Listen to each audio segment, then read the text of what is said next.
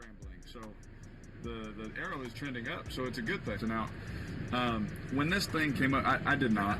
I have a lot to prove to myself. I have a lot to prove to my organization. I'm gonna be completely honest with you. I'm tired of being disrespected. So there was no question I was gonna play this year.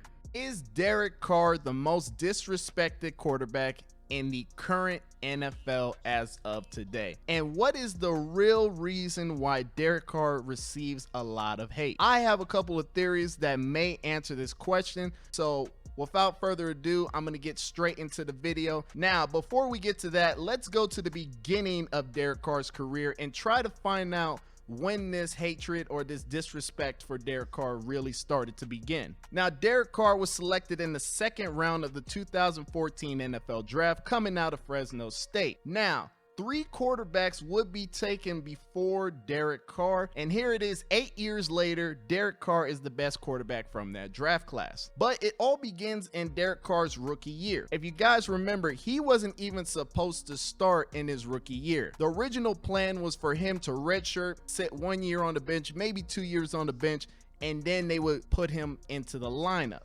But Derek Carr would beat out Matt Schaub for the starting QB position early in the preseason, and after playing so well, he was named the starter for the rest of the season. In his rookie year, he would throw for 3,270 passing yards, throw for 21 touchdowns and 12 interceptions, and completing 58% of his passes. Now, 7 years later, Derek Carr pretty much has all the QB records for the Raiders franchise. He currently has over 26,000 career passing yards, 170 passing touchdowns. Derek Carr is statistically the best Raiders quarterback that we've ever had. So now the question is, why does Derek Carr get a lot of hate despite everything he's done for the Raiders franchise? And to me, in my opinion, I think this started in the 2018 NFL season. After that season in particular, I think everyone agreed that Derek Carr was a very good quarterback. Now, the question was, did Derek Carr have a peak in his 2016 year? Now, Derek Carr would post decent numbers in 2017 and 2018, but right after that 2018 season, this is now where we started to see the rumors about trading Derek Carr. Mark Davis. Yep. One reason he was given $100 million, Skip, not to miss the playoffs, to see the transition to Las Vegas, and to get this team to a Super Bowl. Yep. Derek Carr, they got a bachelor party scheduled, I think, for 2021 in Vegas. You about not to get an invite. Little do you know, if you do not perform well this year, Skip, does he know he's not making the trip to Vegas? Does he understand that? Because he's not. John Gruden doesn't believe in you. Right around this time, if you guys remember. So people were starting to think, is Derek Carr actually a top quarterback? Did he peak too early? Was he not the same after that injury? And there were question marks about the quarterback after the 2018 season. Now, fast forwarding to the next year in 2019, he would throw for 4,000 passing yards, 21 touchdowns to 8 interceptions, and completing 70% of his passes. Now, despite vastly improving in his numbers from a season ago, Derek Carr would still be involved in trade rumors. There were a lot of football players at that fight that are also free agents. And it's like every time with my job, it's always a story, no matter what. And knowing some people that were around, I even know what the conversation was between Davis and Brady. And it's like, come on, man, when's it going to end? He earned that job. Should he just be their quarterback? No ifs, ands, or buts? I mean, you look at his contract, and his cap hit is as friendly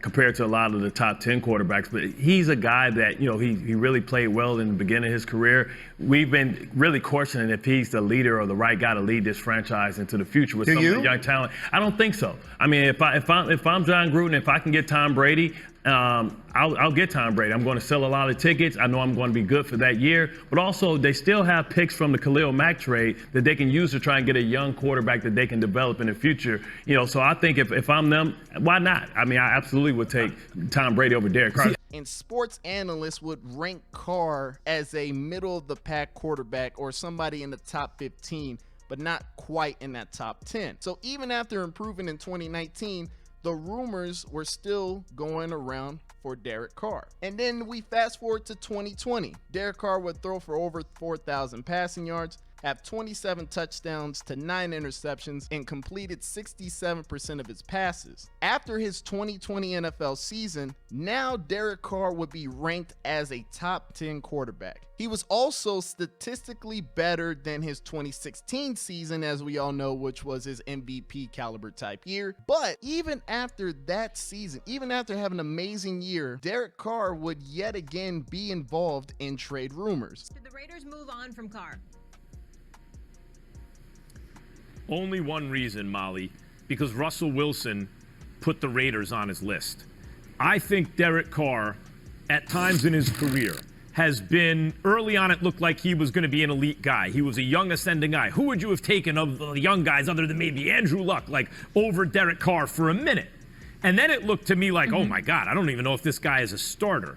And now I wouldn't say he's one of the top quarterbacks, but he is at least a solid starting NFL quarterback. So now the question is, why is a top 10 quarterback still be involved in trade rumors? And also the question is, why does some of the fan base think it's time to move on from Derek Carr? Now there's two main reasons why I think Derek Carr is getting the amount of hate. Well, not so much hate, the amount of disrespect that he's getting.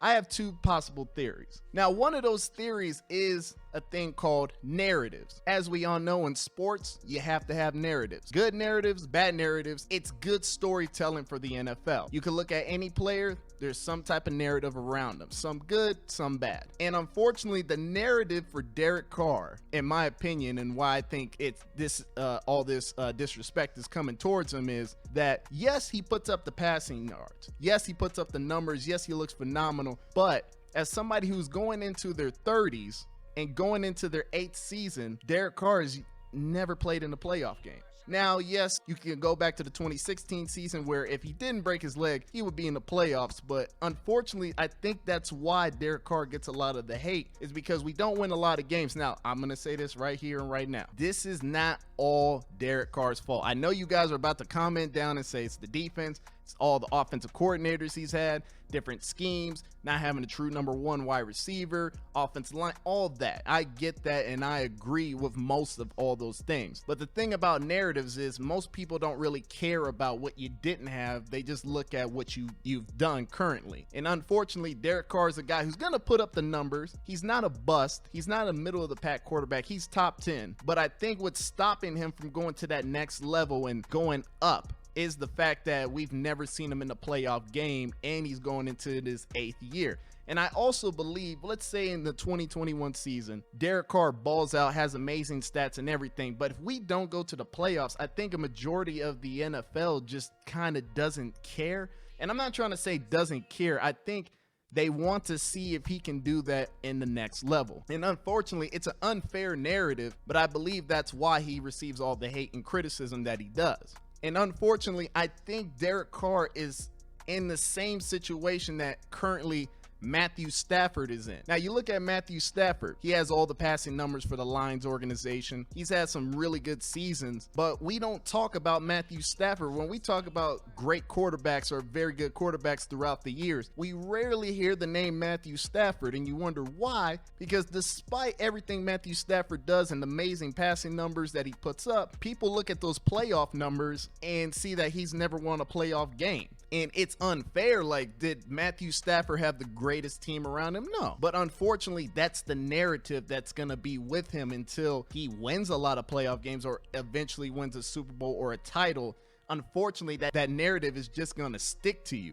And that's what I think is with Derek Carr. I think he's in that Matthew Stafford type of narrative. Not saying that they're equal to each other. I'm not comparing them or nothing like that. I think it's, yeah, they have the great numbers. Yes, they're going to perform. Yes, they're going to have great touchdown to interception ratios. But at the end of the day, are you going to go to the playoffs? Now, if you look at the 2016 season, 2019, and 2020, let's just pretend real quick. Let's pretend Derek Carr doesn't break his leg in 2016 and he actually goes to the playoffs and he plays. Let's pretend in 2019 and 2020, we didn't choke halfway through the season and end up missing the playoffs. Let's say we did what we were supposed to and we win, and in those 3 years we go to the playoffs and Derek Carr plays. I think Derek Carr gets a little bit more respect, and I think people rank him a little bit higher if they see him in the playoffs, and especially if he wins some of those playoff games. But unfortunately, we don't have a playoff record, and it sucks. Like I said, is it all Derek Carr's fault? No.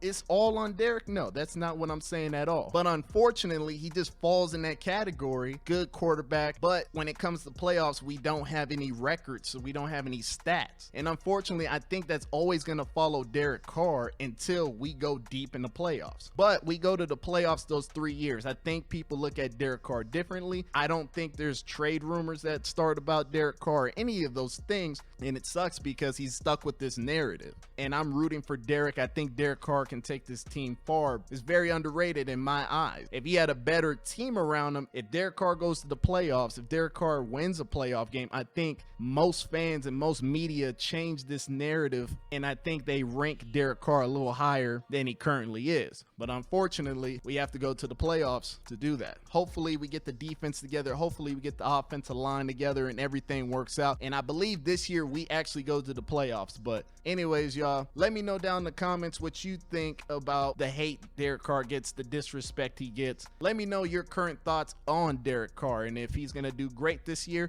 or if we make the playoffs. Do you think the narrative changes if we make the playoffs this year? Hope you guys enjoyed, man. And if you really enjoyed this video, if you guys can do me one quick last favor, please go to my second channel and subscribe to Byron Live Interviews, man. We are going to be doing big things over there January 2022.